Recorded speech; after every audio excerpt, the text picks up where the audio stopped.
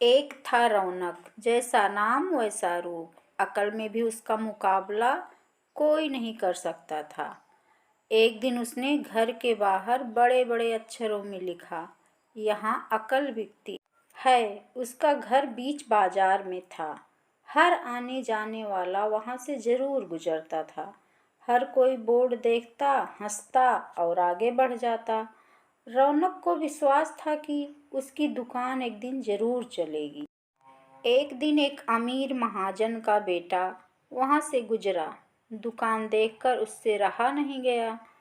उसने अंदर जाकर रौनक से पूछा, यहाँ कैसी अक्ल मिलती है और उसकी कीमत क्या है? उसने कहा, यह इस बात पर निर्भर करता है कि तुम इस पर कितना पैसा खर्च कर सकते हो। गप्पू ने जेब से 1 रुपया निकालकर पूछा, इस रुपए के बदले कौन सी अकल मिलेगी और कितनी? भाई, 1 रुपए की अकल से तुम 1 लाख रुपया बचा सकते हो। गप्पू ने 1 रुपये दे दिया। बदले में रौनक ने एक कागज पर लिख कर दिया, जहाँ 2 आदमी लड़ झगड़ रहे हों वहाँ खड़े रहना बेवकूफ़ी है। गप्पू घर पहुँचा और उसने अपने पिता को कागज दिखाया। कंजूस पिता ने कागज पढ़ा तो वह गुस्से से आग बबूला हो गया। गप्पू को कोसते हुए वह पहुंचा अकल की दुकान पर। कागज की पर्ची रौनक के सामने फेंकते हुए चिल्लाया, वह 1 रुपया लौटा दो जो मेरे बेटे ने तुम्हें दिया था।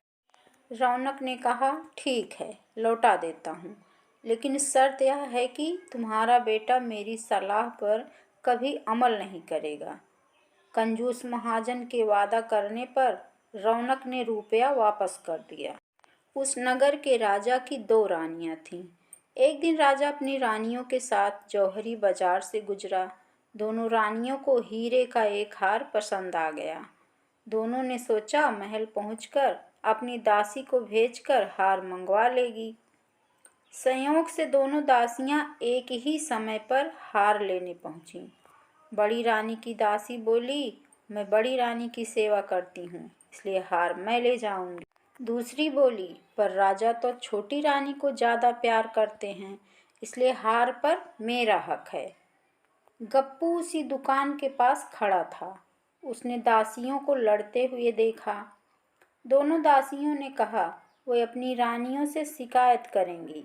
जब बिना फैसले के वो दोनों जा रही थी, तब उन्होंने गप्पू को देखा। वह बोली, यहाँ जो कुछ हुआ तुम उसके गवाह रहना। दासियों ने रानी से और रानियों ने राजा से शिकायत की। राजा ने दासियों की खबर ली।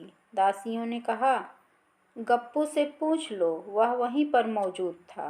राजा ने कहा, बुलाओ गप्पू को गवाही के लिए, कल ही झगड़े का निपटारा होगा।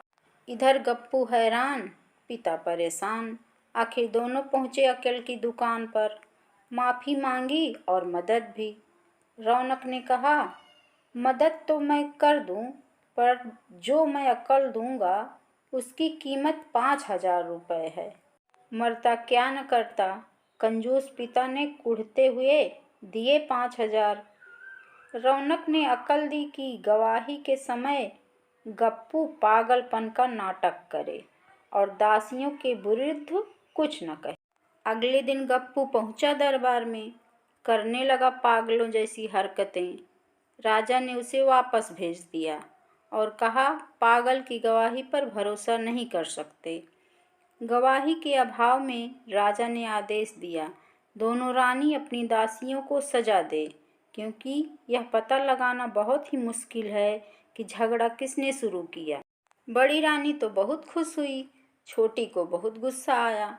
गप्पू को पता चला कि छोटी रानी उससे नाराज हैं, तो अब फिर अपनी सुरक्षा के लिए परेशान हो गया। फिर पहुंचा अकल की दुकान पर। रौनक ने कहा, इस बार अकल की कीमत 10,000 रुपये है। पैसे लेकर रौनक बोला, एक ही रास्ता है, तुम वह हार खरीद कर छोटी रानी को उपहार दे दो।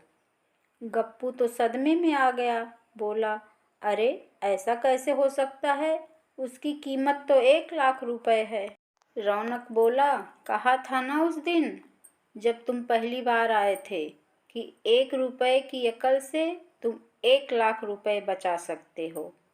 इधर गप्पू को हार खरीद कर भेंट करना पड़ा, उधर अकल की दुकान चल निकली। कंजूस महाजन सिर पीट कर रह गया।